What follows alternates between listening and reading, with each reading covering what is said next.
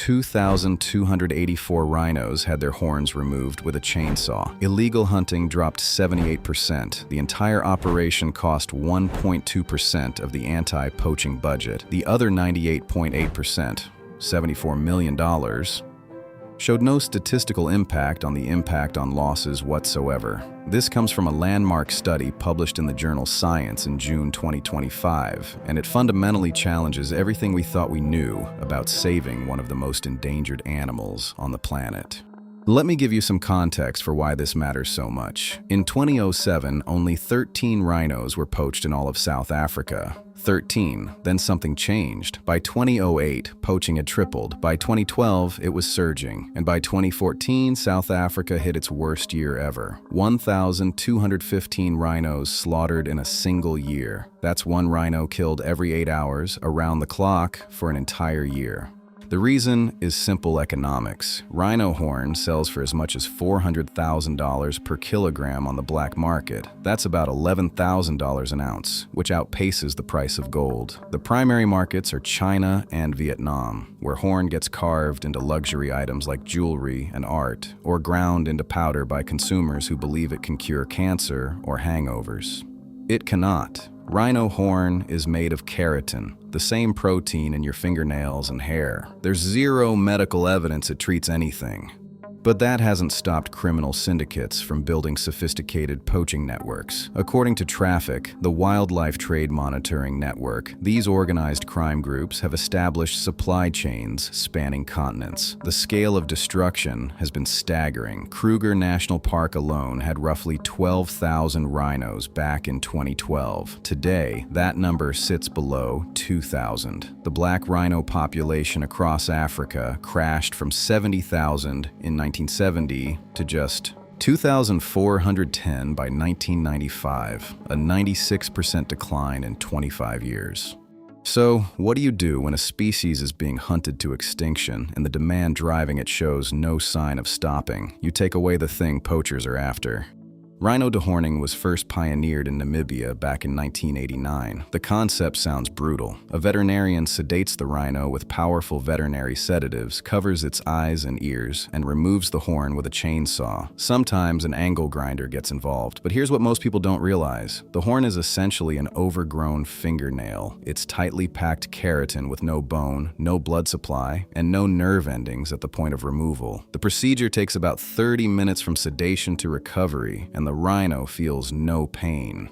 Veterinarians leave a stump of about 5 to 15 centimeters to protect the growth plate at the base, and the horn grows back, about 6 to 8 centimeters per year for the front horn and 2.5 to 5 centimeters per year for the rear horn, which means the procedure needs repeating every 18 to 24 months. Now, dehorning had been used sporadically for decades, but nobody had rigorously measured whether it actually worked at scale. That changed with this 7-year study.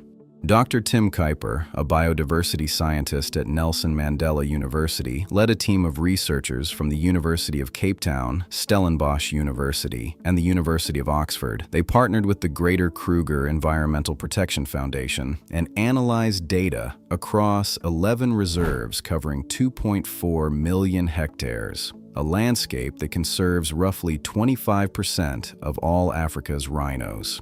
8 of those 11 reserves dehorned their rhinos. 3 did not. The results were unambiguous. A horned rhino had a 13% chance of being poached in any given year. A dehorned rhino, just 0.6%. That's a 20-fold difference in survival odds. Across the reserves that implemented dehorning, poaching dropped by approximately 75% from pre-dehorning levels. The overall reduction across the entire study, 78%. Researchers estimated that dehorning saved between 70 and 134 rhino lives every single year. And remember, the total cost of dehorning across the study period represented just 1.2% of the $74 million anti-poaching budget. Each dehorning costs roughly $1,000 to $1,500 per animal. Now here's the part that should make policymakers uncomfortable. The study found that the remaining 98.8% of spending, the rangers, the helicopters, the detection cameras, the access controls, resulted in more than 700 poacher arrests over the study period. 700 arrests, and yet, statistically, these interventions showed no measurable reduction in poaching rates. As Marcus Hoffmeyer, director of the Rhino Recovery Fund, put it, "You can catch a poacher and there's 3 standing in line to take his place. This doesn't mean law enforcement is useless. It means that in the context of deeply impoverished communities living alongside these reserves, where unemployment is rampant and criminal syndicates offer easy money, arrest-based deterrence alone cannot solve the problem." But dehorning isn't without its costs, and I don't mean financial ones. Research has shown that dehorned rhinos change their behavior. A study found they were 37% less likely to encounter other rhinos after the procedure. Their home ranges shrank by an average of 45%, with some individuals losing up to 80% of their territory. Females were hit hardest, showing a 53% reduction in range size compared to 38% in males. Researchers believe this comes down to confidence. Without their primary defense weapon, rhinos feel more vulnerable and become homebodies. And dehorning doesn't stop all poaching. During the study, 111 dehorned rhinos were still killed, poachers targeting the remaining stump or killing hornless rhinos simply so they wouldn't waste time tracking the same animal again. As Dr. Kuiper himself acknowledged, it is a big part of what a rhino is, having a horn. So having to remove it is kind of a necessary evil, but it's very effective. There's no doubt it saved hundreds of rhinos' lives. Or, as Nina Fascione from the International Rhino Foundation said more bluntly, a live rhino without a horn is a lot better than a dead rhino without a horn. There's also a displacement problem. When KwaZulu-Natal province implemented a large-scale dehorning program in 2024, particularly at reserves like Hluhluwe Imfolozi Park, monthly poaching there plummeted from 35 rhinos in April to fewer than 10 per month within weeks. But poaching in Kruger National Park, managed by Sandparks, nearly doubled from 88 kills in 2024 to 175 in 2025. The syndicates didn't stop. They moved. The dehorning debate focuses almost entirely on African rhinos, but on the other side of the world, a separate crisis is unfolding that dehorning cannot touch. The Sumatran rhino is the most endangered large mammal on Earth. With perhaps 40 individuals left, the species faces a different enemy, not just poaching, but reproductive failure. Females in isolated populations stop cycling without regular male contact. A captive breeding program at the Sumatran Rhino Sanctuary in Kambas, Indonesia, has produced the only births in decades. In 2025, researchers from the University of Copenhagen published the first complete Sumatran rhino genome, opening the door to genetic rescue programs. It may be the last tool available. There are just 50 Javan rhinos surviving in Ujung Kulon National Park in Indonesia, the last population on Earth. They are never dehorned. They are simply watched, protected, and counted. Any single disease, outbreak, tsunami, or volcanic eruption at Ujung Kulon could end the species overnight. The long-term solution to the rhino crisis is not a chainsaw. It's changing the markets that drive demand. WildAid's campaign featuring Jackie Chan reached an estimated 1 billion people in China between 2010 and 2020, and surveys suggest awareness of horn's medical uselessness has increased significantly. Though purchase intent data remains mixed, Vietnam has seen some reduction in online horn trade following government crackdowns in 2023 and 2024. But enforcement is uneven, and demand among wealthy consumers persists.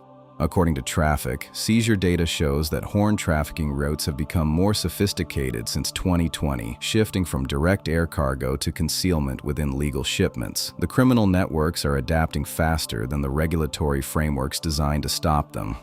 Where does this leave us? Today, there are approximately 26,700 rhinos left on Earth. According to the IUCN Red List, Africa holds about 22,500, split between roughly 15,750 white rhinos and 6,000 800 black rhinos. The white rhino itself was once down to fewer than 100 individuals in the early 1900s, before one of conservation's greatest recovery stories brought them back from the brink.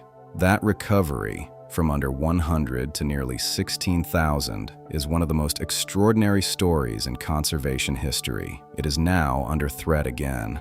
A new African rhino conservation framework running through 2035 is shifting from fortress-style conservation toward community-centered management. The World Bank's Wildlife Conservation Bond has mobilized over $150 million for black rhino conservation, linking investor returns directly to population growth.